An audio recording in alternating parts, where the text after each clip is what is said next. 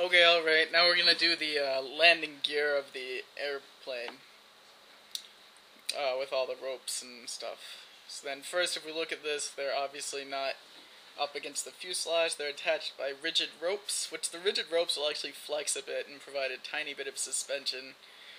Anyway, we're gonna use the skinny race wheels. For some reason mine don't show up as previews in the main menu, so I have to go into browse and then go to PHX3, and then it's like Xenon or Xeon with a bunch of numbers, and then it's in race wheel skinny. And I think I'm using the 35s, the second ones from the left. Anyway, to spawn two of those, make sure they face in, because one side is obviously supposed to be in the middle while the other side is not. Then go ahead and just easy precision them. Any constraint really matters. I stressed moving though.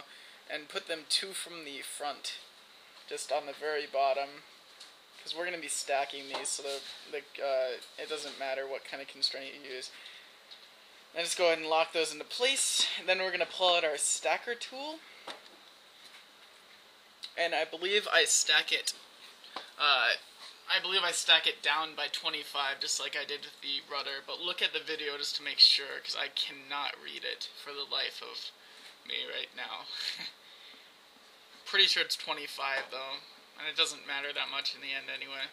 And just go ahead and stack both of those down, and then we are going to pull out our easy precision tool, and go ahead and go to the nudge thing, make sure the little box is unchecked, the percent width thing, and change the value to 10, and then press the R key while you have your easy precision tool out on the outside of the wheel to pull it outward. It's just easier than just stacking it. Then we can go ahead and remove the wheels that we use just to stack as a guide. Now we've got both the wheels where they're supposed to be. Now we can go ahead and get out our rigid rope tool, make sure they aren't going to break, make sure add length is turned off, and make sure they're rigid. If they're not rigid or something, then you'll screw yourself. And then, width doesn't matter. Just 2 looks pretty good though. Then just go ahead and grab it by the exact middle of the wheel, and put it on the front edge, and then grab it on the middle again, and put it about 3 over. I just put it in the wrong place, by the way, so I undid it. It should be 3 over, not 2 over. But really, as long as it works, it doesn't matter, because the ropes don't weigh anything. Make sure that you don't hit your front counterweight with the ropes, because that's why I kept on having to turn, because just because Smart Snap is on doesn't necessarily mean you're looking at the prop that you want to snap it to. So make sure that you're hitting the fuselage and not the wings or the front thing or something. Then just go ahead and put another rope from the middle up into the middle, 2 back, to give those things some stability so they don't flop around. Then put another one right between them to give it even further reinforcement.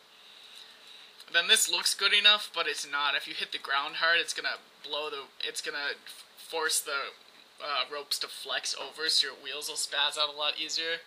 So just go ahead and take one from the middle and put it right where I'm putting it in the video, about 1 back and then 2 over from there.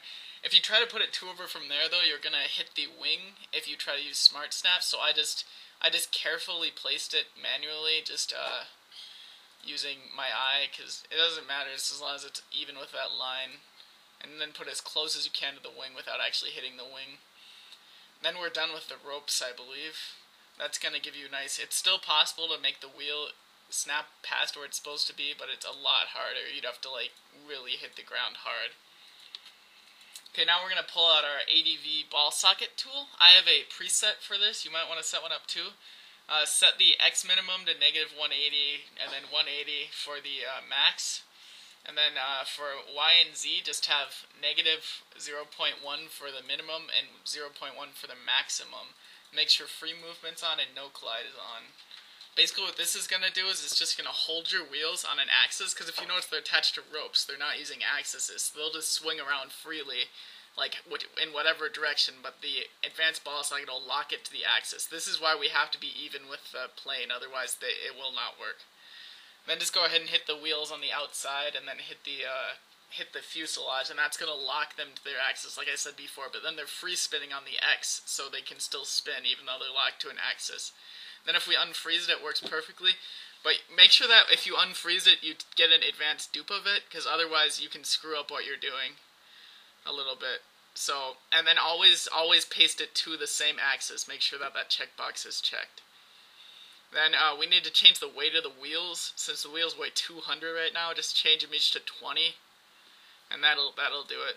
That'll get them at the right weight. So make sure you follow the part with the advanced ball sockets very carefully, because if you don't paste it to the axis and don't build it with the axis or something, the advanced ball sockets just won't work. They don't work that way. So make sure that you always have it even with the spawn, and you always, as long as you have the little checkbox at the bottom of the ADV, the advanced duplicator, then it will check the one that says paste at original angles. As long as that's checked, it'll always paste at original angles, so you don't have to worry about that again. But make sure that you build it at original angles, even with the axis, and then paste it. Anyway, now view the next part.